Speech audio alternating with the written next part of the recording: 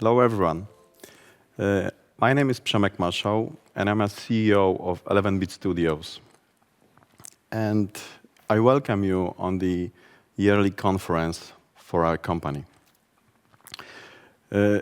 First time in English, to be honest, and first time in some kind of hybrid mode, as today we have a lot of guests here on site, hello, and a lot of guests via internet. Also, nice to see you.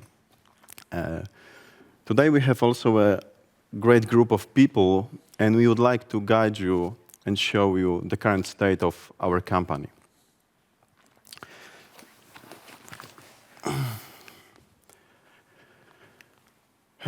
And we will focus on 4 aspects of 11-Bit Studios. And the highlight will be on the promise that we've made a year ago, and also on a lot of facts that were happened the last year. We'll show you some great reveals that we have for you today, and also talk a bit on our future. So let's go. As you probably remember, or might not, but last year we've made a lot of promises with our long-term strategy for 11-Bit Studios. And the key goal for us in the long term, like 5-10 years goal, is to become a leaders of meaningful entertainment.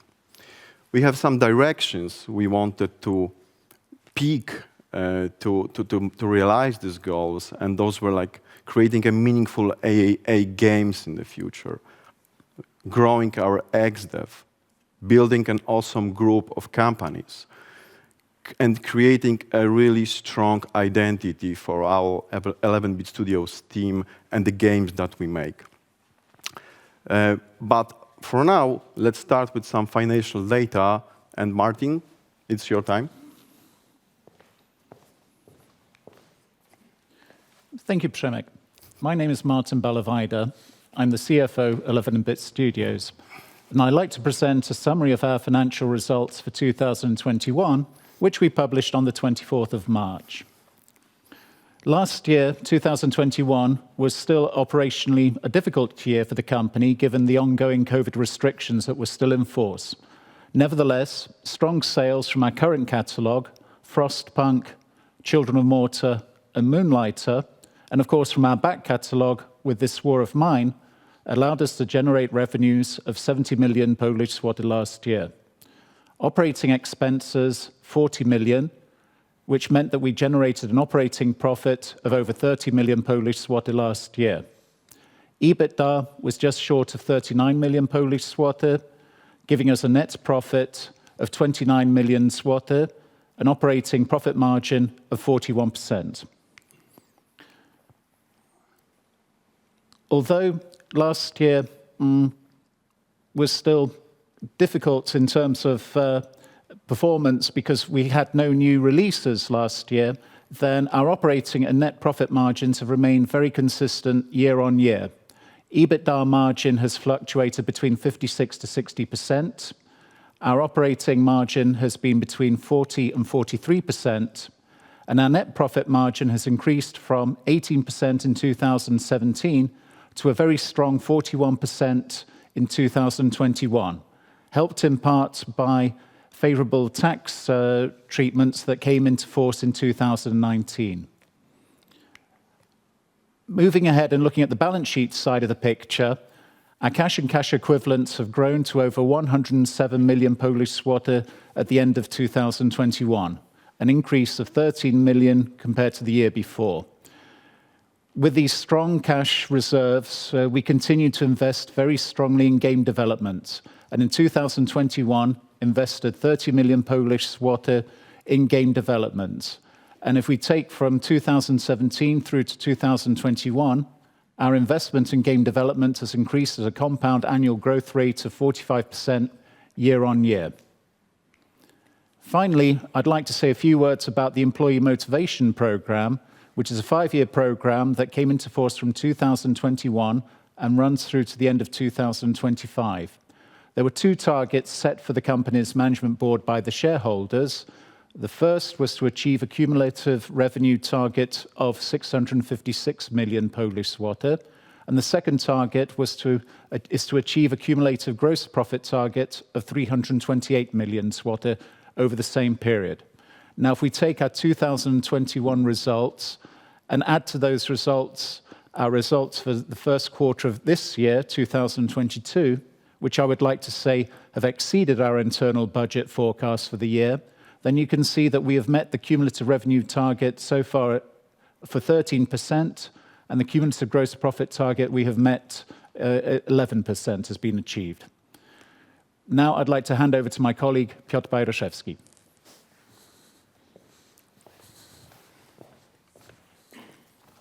Thanks, Martin. I'm Piotr Bajraszewski. I'm Business Development Lead at 11-bit Studios. And I will tell you more about how we achieved to have such high volumes, such high sales, despite the fact we didn't have any releases last year, like Martin said. Well, first of all, we have great portfolio, and we know how to monetize it. Each day we have a sale somewhere in the world. If it's in China, Japan, or States, all the time we have something on sale, some additional visibility is secured, and that's how we proceed. What you can see here is the screenshot from our internal tool using which we are tracking sales, and you can see this is the last quarter of last year, that not only one day, each day we have a sale, but sometimes we have like 6 or 7 sales going on at the same time. And we are able to do so because at the moment we are working with 43 partners around the world. Once again, from Steam, the biggest one, of course, to smaller distributors, to retailers, to partners that helps us conquer Japan, for example. We have it covered. Everything that makes sense, we are working with them. But super important thing is that during the last years, we were able to achieve sales channel diversification. Basically, the huge problem with PC game market or game market is that the Steam is the biggest one, of course. And back in the 2018, Steam contribution in total revenue was 73%. So 73% of our income came from Steam. Last year, still with high revenue, we were able to lower it to only to 33%.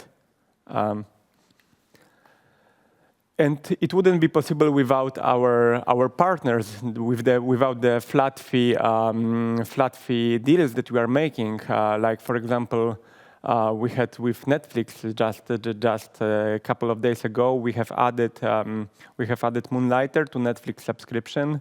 We were one of the first in the world to do it. Last year we did Amazon Prime with Amazon, the giveaway of Frostpunk. That was really another very good flat fee for us. We did Stadia.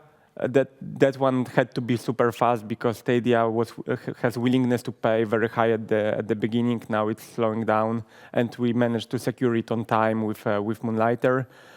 Game Pass, naturally, we have very close connection with Game Pass. We were there on the day one on Game Pass on PC.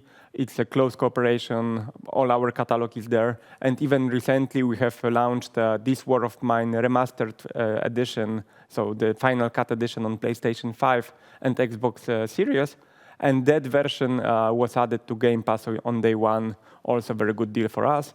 PlayStation, last but not least, another deal that we were on from the day one. I'm not sure if you know, but PlayStation just launched the new service, PlayStation Plus like 2.0, that was launched a couple of days ago, and we are there with our whole catalog, including even Anomaly. I'm still not sure how it happened, but yeah, even Anomaly is there.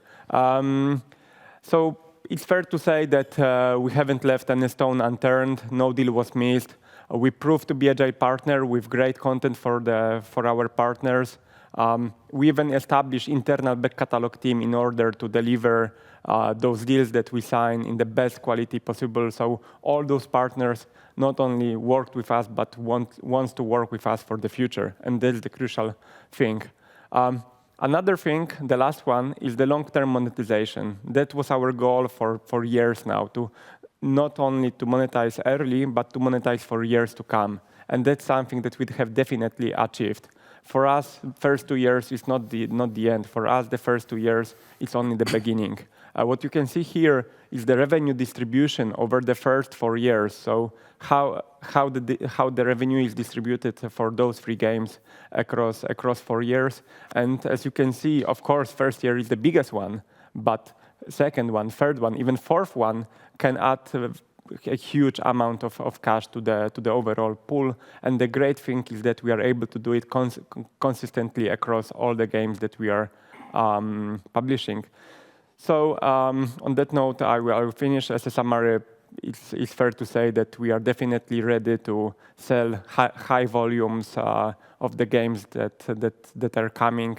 And on that note, Kuba, the floor is yours. Thank you very much. Thank you, Piotrek. Hello, everyone. My name is Kuba Stokalski. I'm game director for Frostpunk 2, and today I'll be representing the internal development at 11-bit Studios. And yeah, thank you, Piotrek, because with such financial performance and business performance, it's fair to say that we feel very secure exploring new areas, making the core that is at 11-bit Studios, so internal games. As you know, our aim and what we discussed last year on our conference is that our aim is to have 3 teams working on unique games. This is crucial because our games are valued for uniqueness. It's not just because they are this or that genre, this or that gameplay mechanism, but they are truly unique, standing out in comparison to the general market. And this was our idea and our strategy to have 3 distinct idea-driven projects internally going strong with full teams. And this we can say we achieved. We truly have 3 well-performing teams internally, each working on its own genre, on its own project, each with its own challenges. And the key theme among the last year specifically, and also past couple of years, in fact, was growth. And how does this growth come to be? Well, at the face value, the easiest thing you can look at is just the growth of teams. Right now we have, as I said, 3 full game teams and a back catalog team, all amounting to 145 developers currently and still counting. And what I want to highlight here is that not only do we have 3 product teams working on new releases. What Piotrek mentioned, all of this financial performance is also due to the fact that we treat very seriously continued support of our back catalog. And therefore, we have a back catalog team who is dedicated to exploiting these opportunities that arise out of the work of our business development team, to provide continued sustainment for our company. The second part I want to talk about is the growth of proficiency. As you might have remembered, we did make the difficult, but we feel necessary decision to leave Liquid Engine, our proprietary technology, behind and switch fully to Unreal Engine. And this has all happened throughout the last year. The last team, Frostpunk 2 team, moved fully to Unreal development, and right now we have full 3 teams working on this technology. What is crucial is that we are all, as you might remember, our idea is to explore different areas with these games, and this brings us variability and agility to explore different avenues, to build a very strong foundation of realizing our long-term strategy of building up our strengths to deliver truly meaningful AAA alternatives.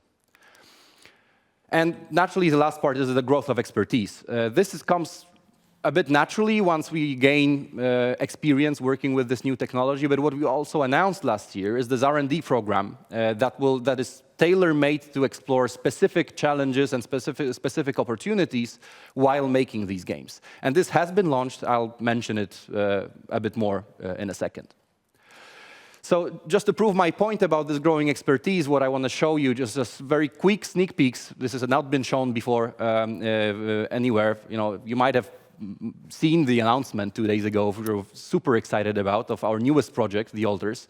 We'll come back to them in a second. And these are in-game, in-engine screenshots of how the game currently looks. Obviously this is still work in progress, but I hope that, seeing these images, we kind of prove the point that we are indeed gaining both quality and expertise while working on this technology. And naturally, The Altars is our newest announcement, but P8, for instance, is also doing amazing things that just proves the point of our growing experience in the technology of choice. Okay, so just to recap, what is our idea about making these product teams internally? We have 3 teams, each working on a specific project. The Frostpunk team, Frostpunk's 2 objective is to expand our expertise in strategy gaming, broadening the niche. And while it is still driven by a unique take on the Frostpunk formula, it's on building up the scale and our capability to compete with the biggest in the genre. P8, on the other hand, is our first foray into a completely different genre, a TPP, action-driven game with strong narrative focus, and oriented first and foremost on consoles. This is, like I said, a new endeavor for us, one that has proven and continues to prove very challenging. I'll come back to this in a second. And our newest announcement, we're super excited about this, and the internet is also The Alters, which is this crazy idea-driven, concept-driven game, which we'll talk more just in a second. So where we are in all of these teams. Frostpunk 2 team is currently at 65 developers, still growing. It was the last team to tackle this change in technology over the last year, and there's been quite a bit of a challenge, both in terms of team organization and technology switch, but we managed to complete this. We are now working fully on Unreal Engine and gaining velocity. We did our first external focus testing by the end of last year of our Frostpunk 2 milestone. And the end results were extremely promising. We are currently focusing on closing the current milestone by the end of June, and all things considered, we seem to be going on track with the roadmap, even despite the challenges we had to overcome. As you might remember, we revealed the title in August last year, and just to give a highlight of its performance. Its wishlist currently, after less than a year, are 3 times bigger than Frostpunk was on release, or a day before release. And it is currently the 8th most wishlisted game on Steam, so no pressure there. We have big expectations, obviously, as the players have. But this is crucial for us because while we have big expectations for the game itself, the expectations go beyond that. Because, as we mentioned, Frostpunk is our first brand focus, and we'll come back to this in a second. P8 team, on the other hand, is currently at around 45 developers, and a recent internal testing round revealed key challenges that have to be addressed. So, as you might remember from last year, we made no secret out of the fact that it is a very challenging project, both on the technical side, but also it is a truly challenging theme and truly challenging topic. It's proves to be more challenging than anticipated, and the roadmap is delayed. Right? We are delayed with this project, but there is a reason for this. The reason is that the team does not want to compromise on quality, and we, as 11-bit studios, do not want to compromise on how we go about making games. We truly believe that the way we approach focus on quality, focus on the theme, on the core concept, even at the very early stage, was the bedrock that enabled us to build the success of This War of Mine, Anomaly, Frostpunk, and all of our games, basically. So we will not compromise on this. So the team currently is very hard at work on a key milestone aimed for Q3 2022, which has to prove the most difficult areas in the game vision. And we are, we all at 11-bit Studios, we truly believe that this is gonna prove that P8 is gonna be super awesome. And the last project internally, The Alters, the team is currently around 35 developers, still growing. And these are the guys who managed to first apply our internal R&D program. We haven't shown it yet, but we can, take a peek behind the curtain and say that they are building unique capabilities and advanced facial special effects, which is laying the foundations for our long-term AAA alternative strategy. This is crucial because we are not doing these R&D programs just for the sake of it, right? We are doing things that will enable us to invest more in areas that will pay off for the game currently in production, but also for the games further down the line. The current milestone is closed in Q1 2022 to very good internal feedback. This was extremely promising. And the current milestone is aiming for Q3, Q4 22. And with this, roadmap seems to be on track. But enough with the boring stuff, I guess. Let's get more to the more exciting parts. Please welcome Tomek Kisielewicz, the game director of The Altars, to tell you more about this super exciting project. Tomek? All right, thank you, Kuba. I just want to say we didn't plan our outfits. I just think we think similar at 11 Studios. So, as Kuba mentioned, my name is Tomasz Kisielewicz, and I am a game director of The Altars.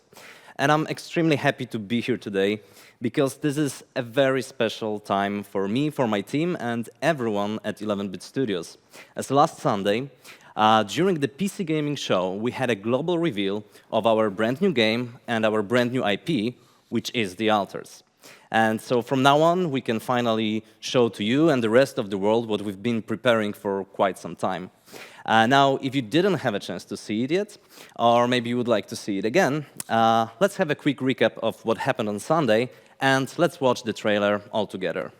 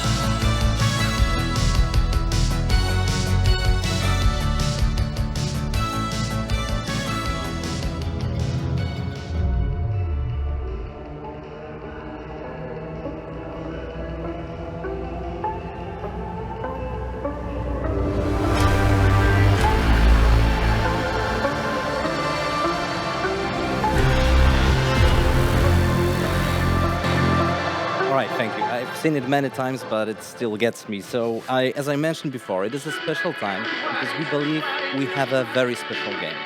And we finally can start talking about it. And we believe it is special because it is a 100% 11-bit Studios game with all of our DNA and all of our trademarks. First of all, it is a meaningful game, meaningful idea-driven game with a unique, strong concept that actually dictates all of the gameplay elements inside it. So in The Altars, we follow a story of Jan Dolski, who is a simple worker stranded on a distant planet where, in order to survive, he is forced to create the Altars, who are alternative versions of the same person, alternative versions that come from some alternative choices made in their life. Because in the end, this is a game about those life-changing moments, about decisions that influence our entire life, and about this itching underlying question of, what if?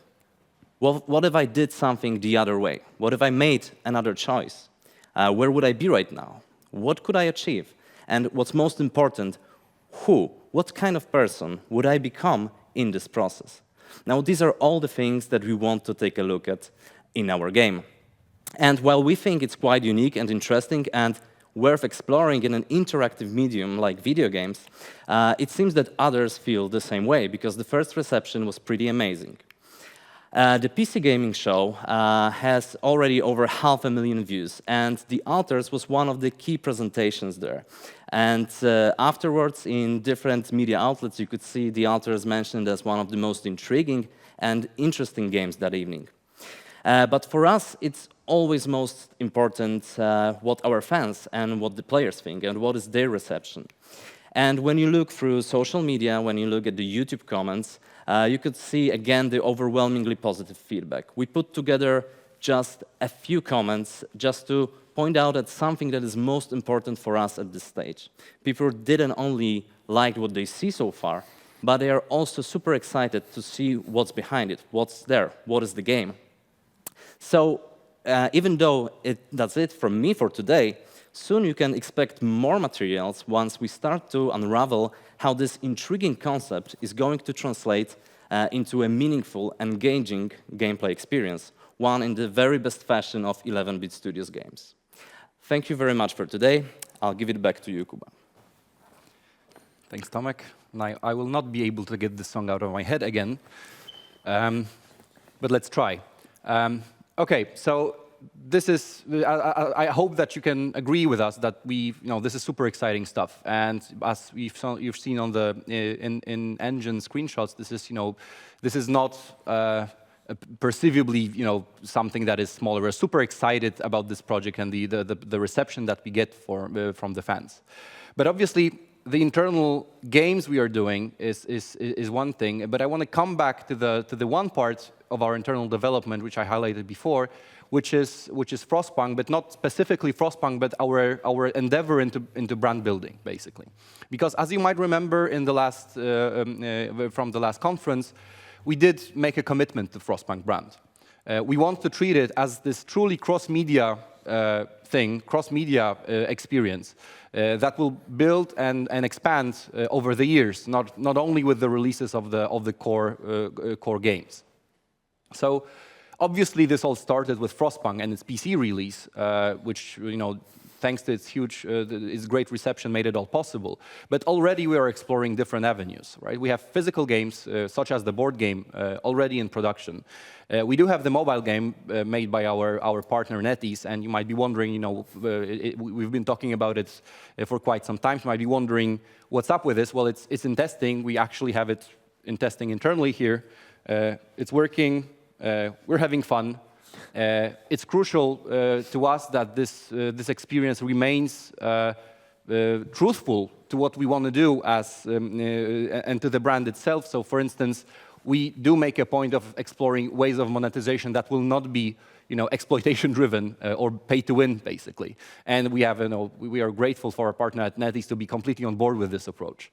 But also, obviously, this goes beyond games. For instance, we do have the anthology series in the works, creatively helmed by Jacek Dukaj, we mentioned last year. We already have four amazing short stories written by Polish authors ready, waiting for editing. So this is in the works. We are super excited to share this with you when it grows and becomes ready to be shared, basically. And we are already in talks with some pretty serious partners about bringing the IP to the small screen. But we are not really able to share the details just yet. And naturally, all of this is building up and will be bolstered by the release of Frostpunk 2, which is going to be the big beat and big expansion for the brand.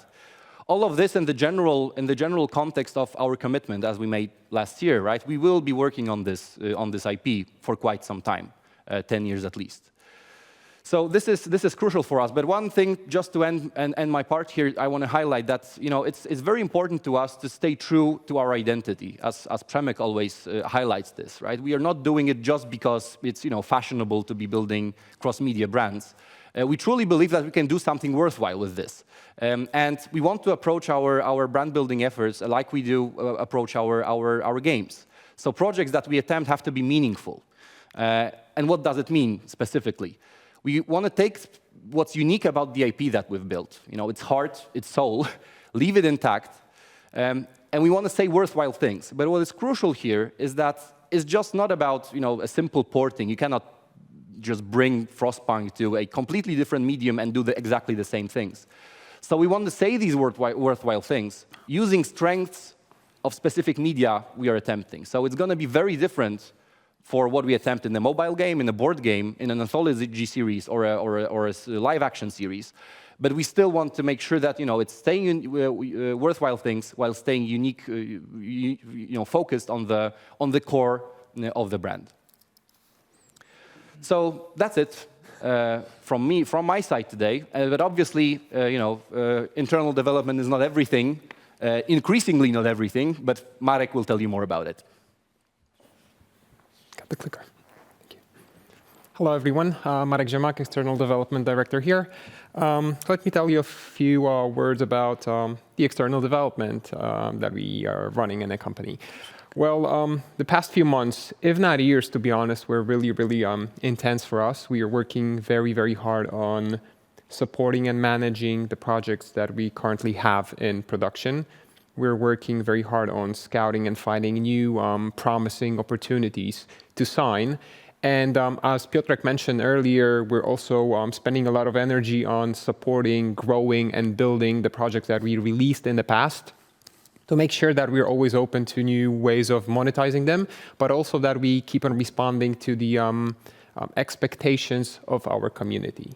Until now, we've announced that we have 5 titles in development. Those are 2 revealed projects, South of the Circle by a British company, State of Play, but also The Invincible by Star Wars Industries, which we've just announced recently. It was a title signed just days ago. Amazing news, and we'll actually be able to tell you a bit more about that project in a second. Besides these revealed projects, we also have 3 unrevealed productions. Those are projects codenamed Ava, Botin, and Vitriol. And the good news is that today we'll also be able to tell you a little bit more about Vitriol, which is very exciting. These projects are on different stages of development at this current moment.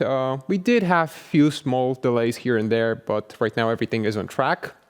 While I can't go into much detail, what I can say is that some of these projects are scheduled to be released this and the following year, but more data is to come soon.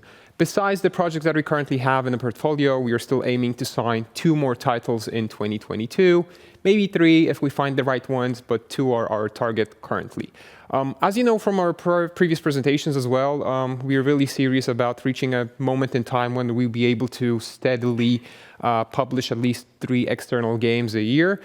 It's not easy because A, we have to find the right titles, B, we have to prepare our own internal processes and further build the team, but we're on track and reaching this goal by 2025. Now, I was talking a little bit about the amount of projects that we have in our current portfolio and the amount of projects we want to be signing in the future, but it's not only about the amount or the quantity of projects that we have in the portfolio, but perhaps mainly about their size and their quality and how we're seeing that change over time. Now, I prepared this slide, which might be a little bit misleading at the very beginning, but let me run you through it, and I'll explain my point and share my thoughts on it. So let's start. First of all, our first number, 11 million zloty. That's how much that's the total cost of developing and marketing the third-party games that we've released so far. When it comes to the current portfolio and then the projects that are currently in our development, we estimate the total cost of developing and marketing these projects, that's the total throughout the whole life cycle of these titles, to be equal or around 40 million zloty. Around, because obviously that can change a little bit. These are projects that are still in production, so budgets can be tweaked a little bit. But that already shows you the increase in size. Besides that, we're planning on signing at least 2 more projects this year, and we estimate that the cost of these 2 new projects that we might be signing might be equal to 45 million zloty. Again, that's not going to be the money that we will spend in 2022, but all the money that's going to be needed to develop and market these projects throughout their whole life cycle. Again, this sum will grow in 2023, where we're planning on signing again around or on average of 3 new projects. They should cost us around 65 million zloty, and this number will grow further in 2024 and the upcoming years. In 2024, we're planning on signing projects that might require an investment of 80 million zloty over their life cycle.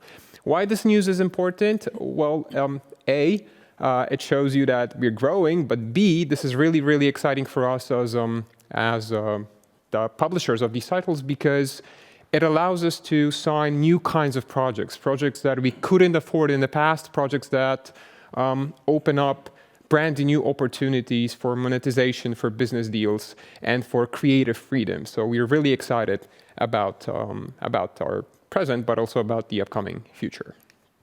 Now, a little bit more about the evaluation process, because, of course, it takes a lot of time and energy to find the right projects to join our publishing portfolio. A few more data about this. Despite the fact that many gaming conventions have been canceled in the previous year, but also in 2022, this year, so the first half of 2022, we managed to have our eyes on over 260 very unique projects. Out of these projects, 26 made it past our initial selection, and out of that pack, 12 made it to an extended evaluation period or process. This is a process where we really invest a lot of time and energy into checking these games, making sure that we are aligned when it comes to the strategy, that we understand what the team is after and what the goals are, and checking all the production data, yada, yada, yada. This is where usually deals are formed and offered to the teams. Out of these 12 projects that made it to the extended evaluation this year, one project was signed. This was the Invincible. We were very, very happy about it. But of course, the hunt goes on. Now, what this slide kind of confirms is the gossip that some of you might have already heard, that it's not very easy to sign with 11-bit studios.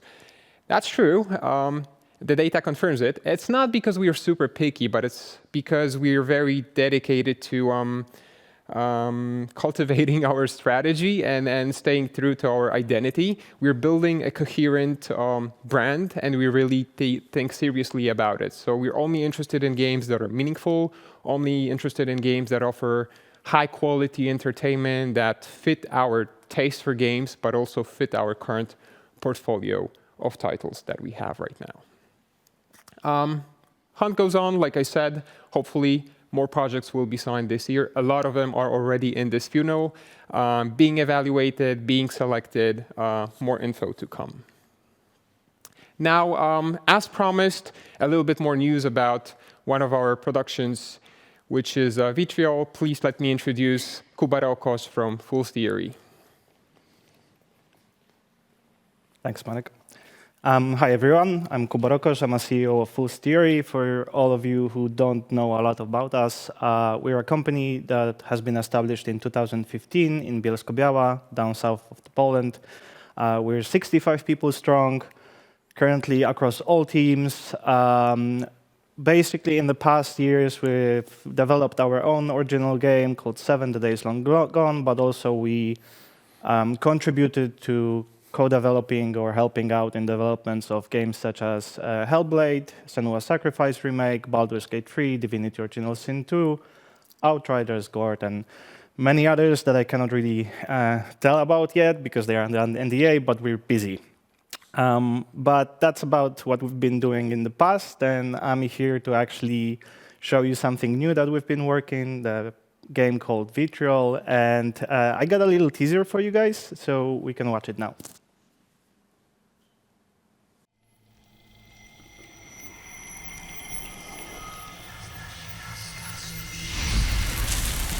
In a city like this,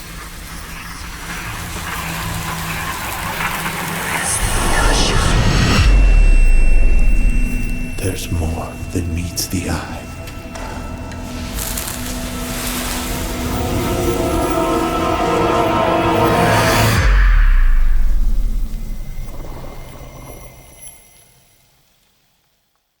So the game under codename Vitriol is a deep narrative-driven RPG that tells about that esoteric side of reality, about that darkness that lurks in the shadows, and it's always watching you and always waiting, and whenever you know it or not, you will pay the price if you ignore it for too long.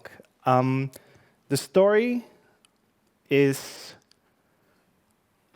based in the early 20th century Warsaw, under the Imperial Tsardom Russian rule, and it focuses mainly on challenges that will Sorry. I have so many information that I want to share with you, but I cannot really just yet. So the story is based in Warsaw in the early 20th century, and it focuses on the dark and esoteric side of human nature. And basically, we chose Warsaw because it's the melting pot of culture and different cultures, and basically, Marek, help me out. I'm really stressed. Sorry, this is my first. This is my first. Yeah, that's a lot of fresh info, and I know you have. It's a kind of a minefield because we can't go into too much detail. Yeah. We were already like cherry picking some of the news that we can share about the game. But I think the crucial news is that it happens actually in Warsaw, and that it's a game that's very meaningful, obviously, because all of our games from the portfolio are, and it's an intense RPG game that we will describe in detail a little bit later on. Now we can jump to the technical I will side have of the project. more information soon for you guys, but the important info right now is that we will have a global reveal this summer. Yes? Yep, absolutely. Plus, the game is obviously being developed on Unreal Engine. Yes. We're targeting PC plus console ports are, of course, possible in close future, depending on the future circumstances. Yep. So, as Kuba said, more info to come this summer. Yep. It's really one to wait for. I can't, and Kuba obviously can't wait to share more light and cast more light on the project. Yeah, I will have more to say next time I'm here. You'll be able to say more, first of all. Yeah. All right. Thank you. Thank you, Kuba. Cheers. Thank you very much. Thank you. And now to our next guest, Marek Markuszewski from Star Wars Industries. Marek will tell us a bit more about the company, but also about the project, The Invincible. Hi, Marek. Thank you. Hello there, my name is Marek. I'm the CEO of Star Wars Industries, and I'm here to present you the very basics of our company and the game project we're working on. So the Star Wars Industries is a pretty young company working on its first, yet very ambitious game project, and it's built by the group of very experienced developers who participated in creation of some of the most famous Polish titles. In our philosophy, we keep AAA approach to quality, but apply it to these much smaller titles that can be as much powerful, yet can be created within more modest teams.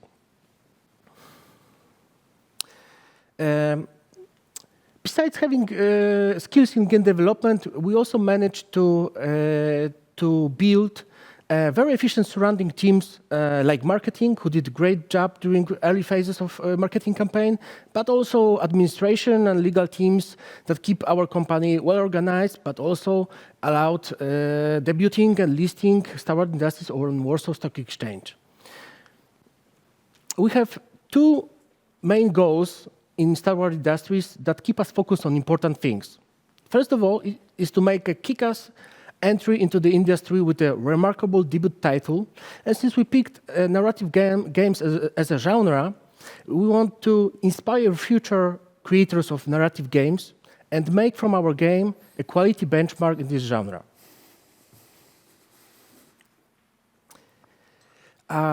Before allowing me to talk a little bit more about the game, I'd like to invite you to watch the video which will introduce you to the world of The Invincible.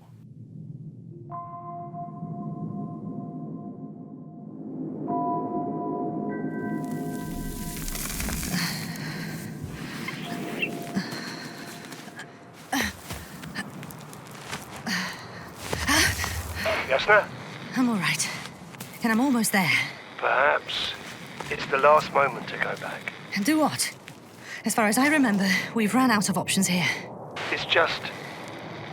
if I were you... With all due respect, Astrogator, it is me being stuck on the surface.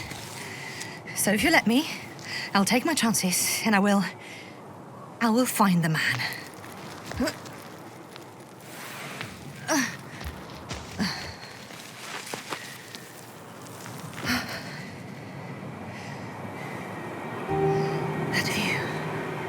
Made the climb worth already. So you're on top. Yes. Activity within radius? I heard no beeps, and I see no dots.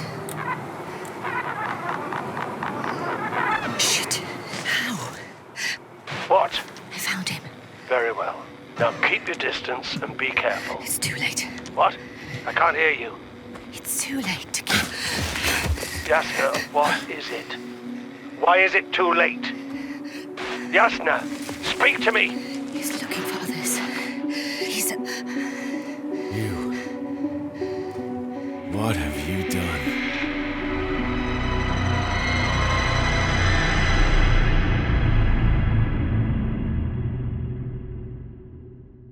Okay, thank you. And before I go and jump into the project, I of course forgot about the second main goal, which is more concerned about the studio, high-level goal of a studio. We seek, as a Star Wars industry, we seek recognition as a game developer who delivering high-quality, meaningful entertainment. And as you might notice, this element brings us very close to our new partner, 11-bit Studios.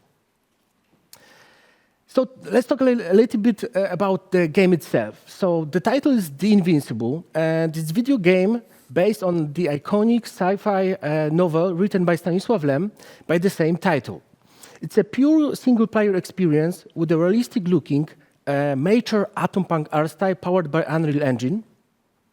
It offers several hours of playtime with lots of choices, letting players to lead main character Yasna the way they feel they want to.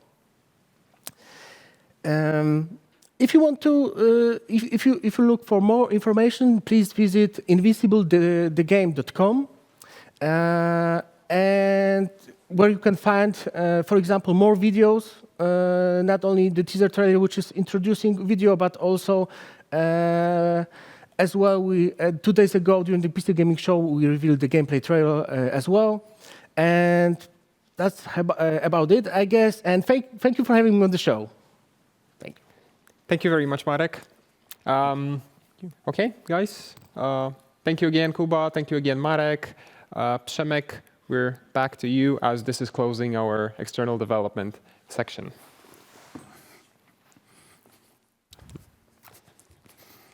Thanks, Marek. I really loved your yada, yada, yada. That was awesome.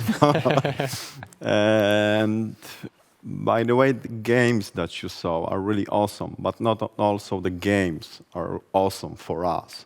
Also, the teams are awesome.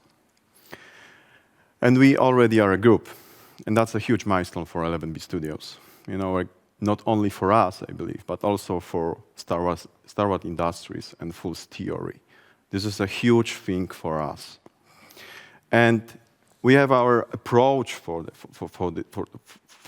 this group building, and the main stuff here is to be a minority investor in that. And for Fool's Theory, you already know we have a 40% in the company, and for the Star Wars Industries, we are right now in the process of being a 5% partner for Star Wars Industries. And this is really crucial for us because we believe in one paradigm. And this is the ownership of creativity and decision-making. Only this way, we believe the companies might grow with the awesome ideas behind them and behind the teams, behind the owners, and behind the creative people. What we've also learned, mostly through the cooperation with Fool's Theory through the last months, is that this investment really amplifies the relations. And you know, at the beginning we weren't quite sure how we will operate, and now we see that we care even more for like Fools and talking with them and sharing anything with them. That is that's really elevated a bit. And the second thing is that we see that the goal we are having is not only a goal for 11-bit Studios. Right now, we are growing together with those companies. And for example, when we advise anything, we are not advising on the things that could be only beneficial for 11-bit Studios, but they must be beneficial for us together as a partners, as a group. Quite a lot is happening at the 11-bit Studios. And you know, I think what is also important is also to showcase you how we manage that on the management side of things, how we operate as 11-bit Studios. And just to give you a short glimpse on that, and the first focus is on team. You've already heard that from the beginning through the presentation. Teams are so important. Teams are the heart of 11-bit studios, heart of Star Wars, heart of Focus theory. And just to give you the examples, what we've did for the past months, for example, is the first thing, we are an industry pioneers in Poland. We revealed salary ranges to our employees. Anybody at 11 Studios knows the ranges. It's transparent. There are no exceptions, and it builds a lot of trust in the team internally.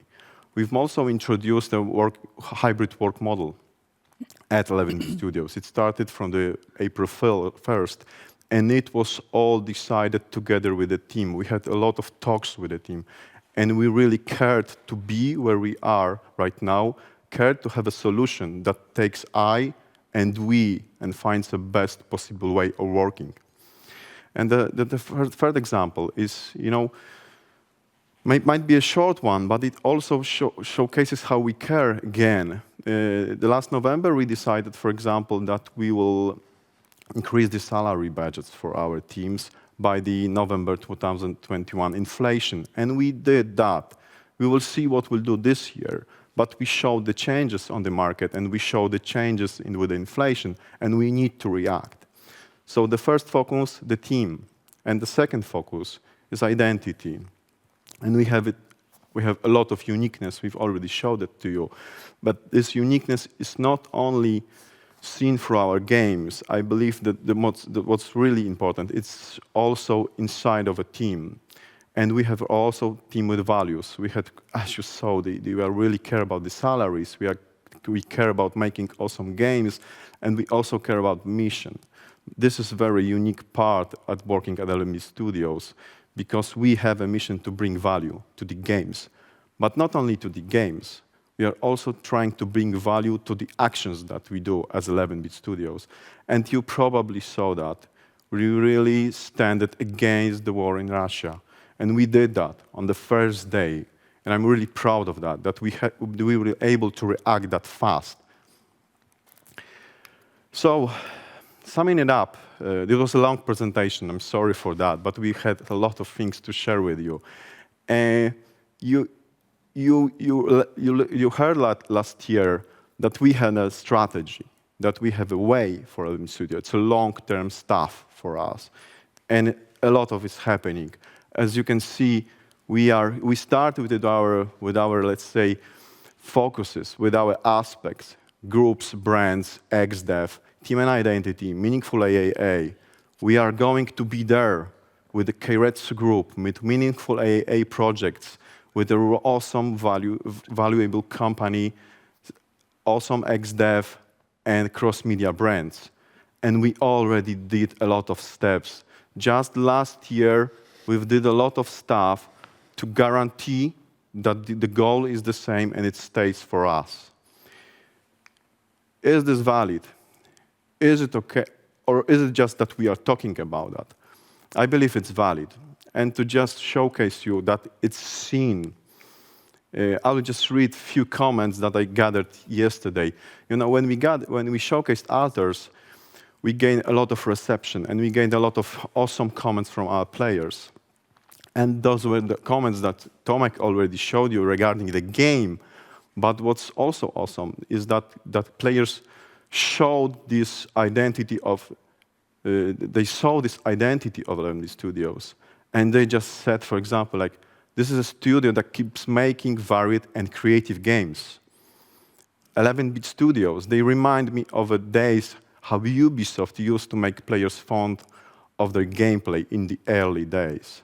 Wow, how many games are you doing at the same time?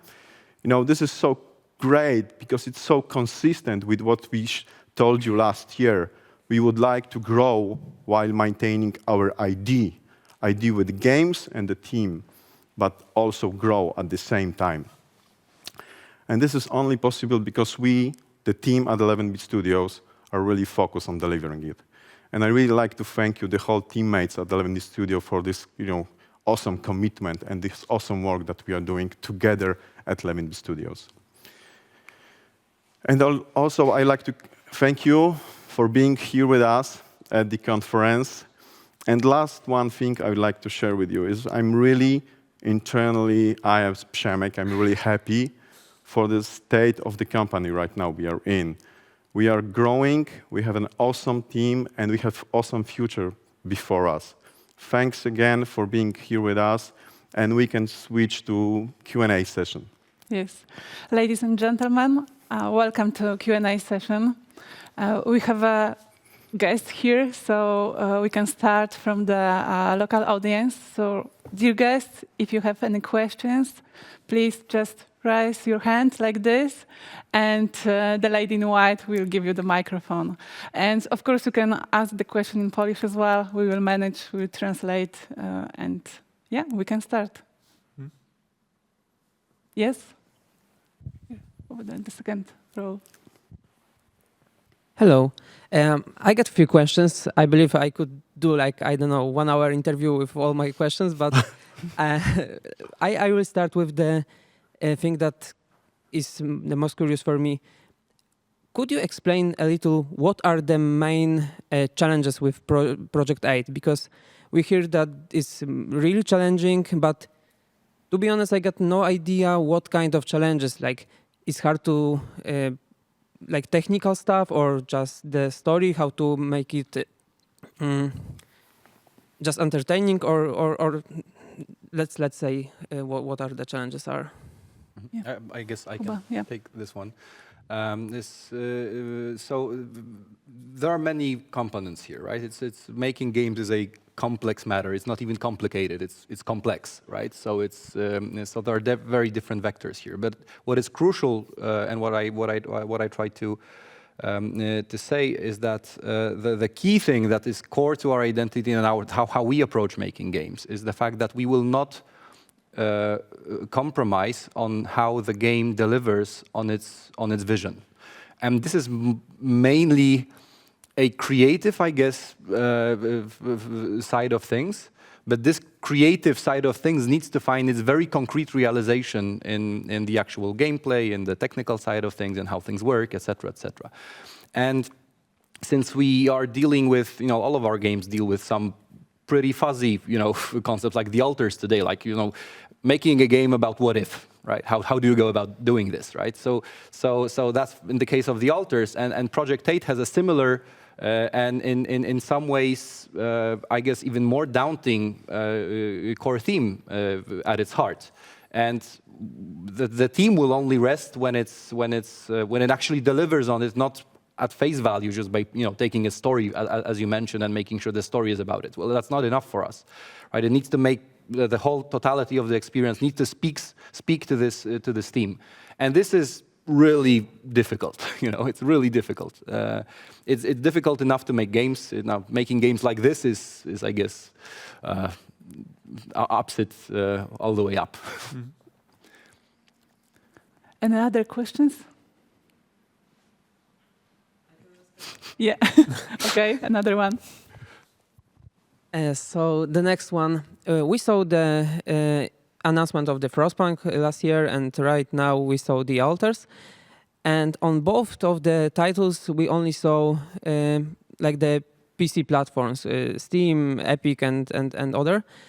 The question is, are you still aiming for the release on the PC first and then the consoles, or it's just like it is, or you are aiming for the release on the all core platforms at the same time? Because right now it looks like only the PC will be at the beginning. Mm-hmm. I can take that one. Right now we are aiming a sim launch, and that's the great thing. Luckily, with sim launch on all the platforms, obviously, and hopefully with the Unreal Engine, we'll be able to deliver it on the day of the release. We'll see how it will turn business-wise. We are always searching for justification for sim launch or some exclusive, some other platforms, things like that. There are always a discussion about everything, but we'll see where we'll finally land. That's why we are not 100% committing to anything yet, but that's our goal, to have a sim launch with those games. Thank you, Patrick. Anything else from the audience? Yes, please, first row. Hello, Tomasz Rodak, Bush Brokerage. Thank you for a great presentation. I really liked it. I have a first question maybe. Do you confirm that that you want to release games like 12 to 18 months after the launch of the marketing campaigns, which would make the Alters debut like by the first quarter of 24? Yeah, I can, more or less, yeah, that's our goal. There might be some, variations, but this 12 to 18 months period before we start the release of the game is what we are aiming for, and most of what we are sticking for too. Okay, thank you. Probably you don't want to say anything more about the gameplay, how the gameplay for Alters will look like. Yeah, not yet. I just wonder. Sorry.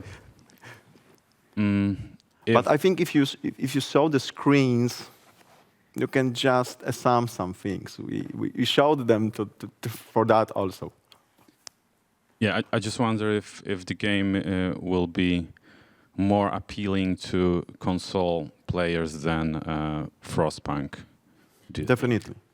Okay.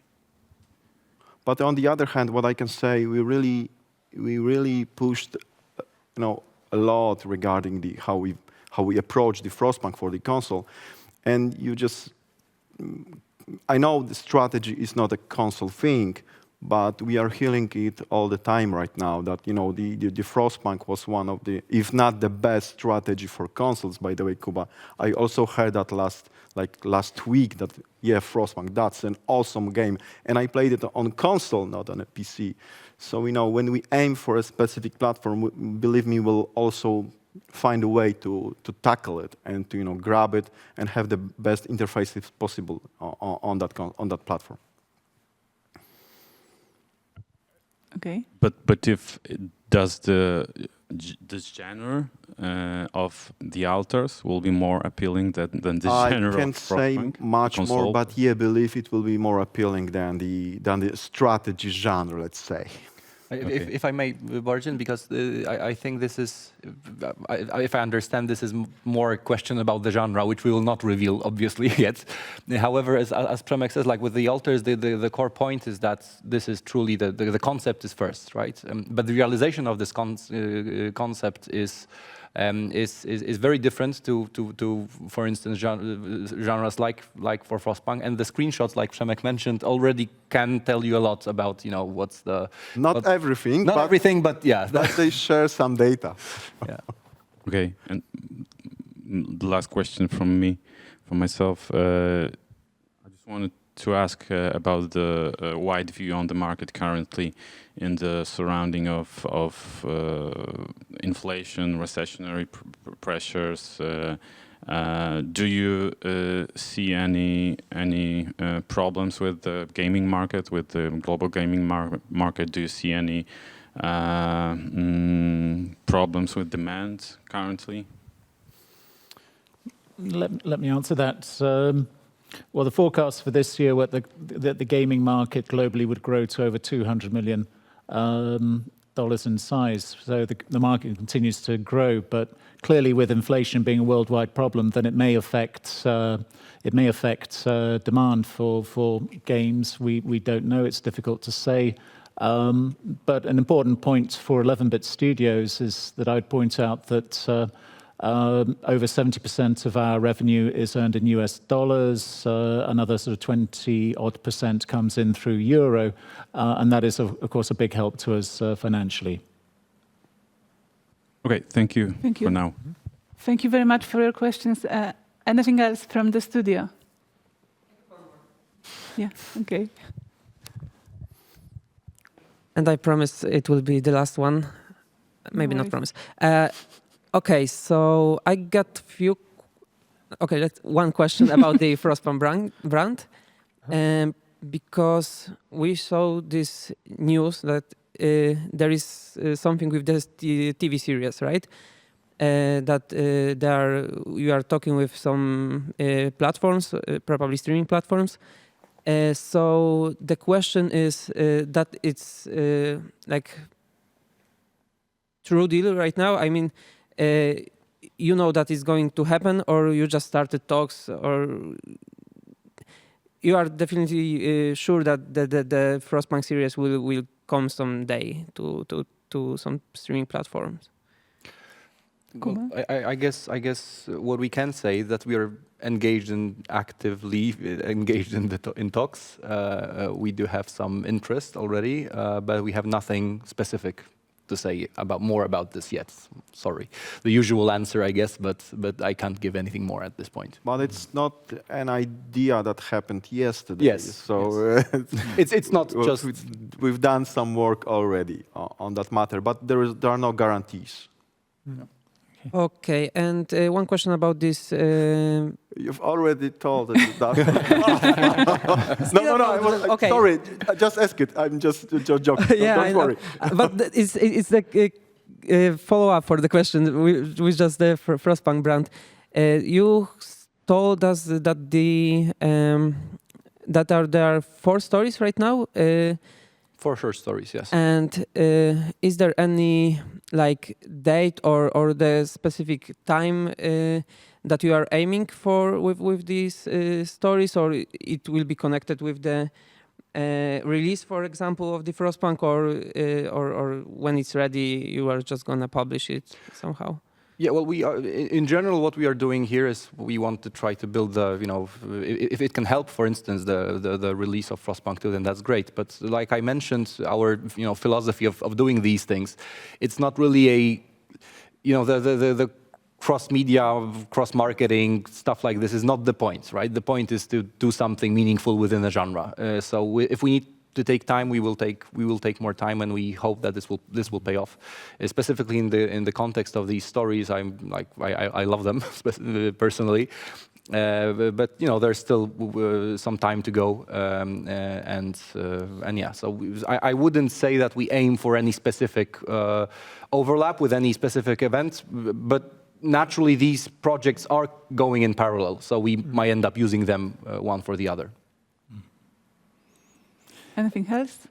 So could I just go back to the previous gentleman and the size of the global game market, which of course is forecast to reach $200 billion in this year. I think I said 200 million. My apologies for that.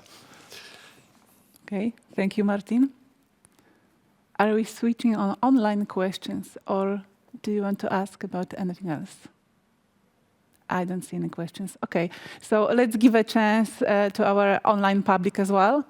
I see some questions already, so just let me read the first one.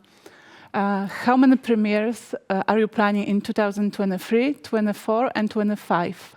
In which order? The first will be Frostpunk 2, or Vitriol, or the Invincible? Przemek?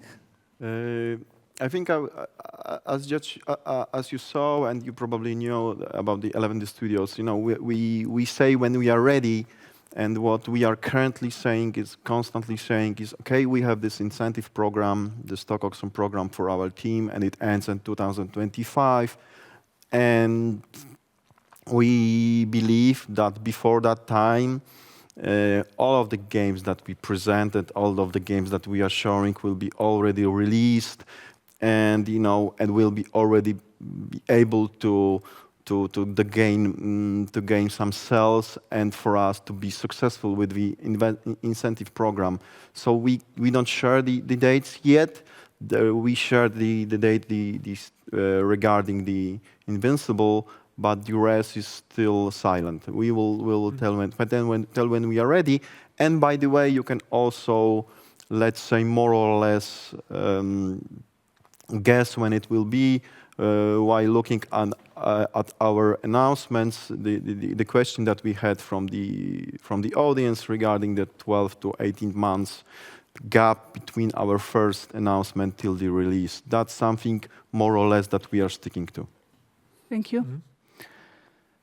Can any of the games be released as exclusive, example on Epic Store, etc.? Do you have any discussions about this? What do you think about this model? I think, Piotrek, this is Yes. the question to you. Absolutely, yes. Everything can be possible, but the most important thing is that what I presented, that business-wise, we are ready, legal-wise, process-wise, everything-wise, to work with any partner on the market, and naturally, we are working with them closely. We are presenting them the games already, and the discussion is constantly on. We do not have any decisions yet.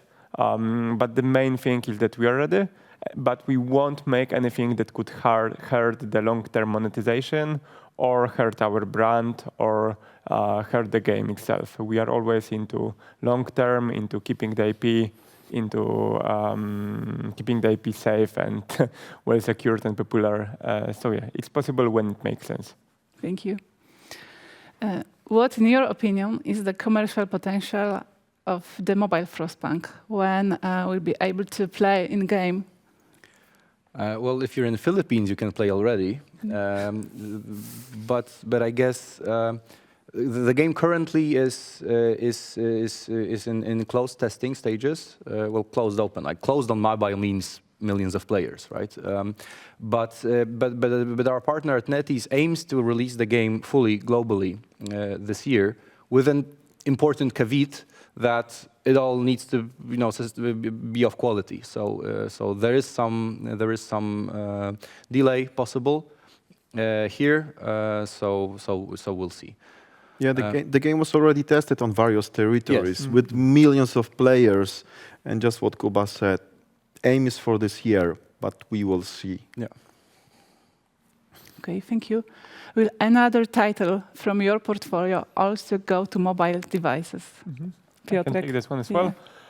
Yeah, once again, sorry for the vague answer, but yes, if it makes sense. At the moment, we are not planning to add any of the games to mobile, but we didn't plan, for example, to add Moonlighter on Switch back in the day, and now it's the main platform for Moonlighter. So once again, we are tracking the market, and with the new opportunities that popped up, like Netflix, for example, who knows what the future will bring. Thank you. And I see, I think it's 3 questions in one. How many companies are you talking to about acquisitions?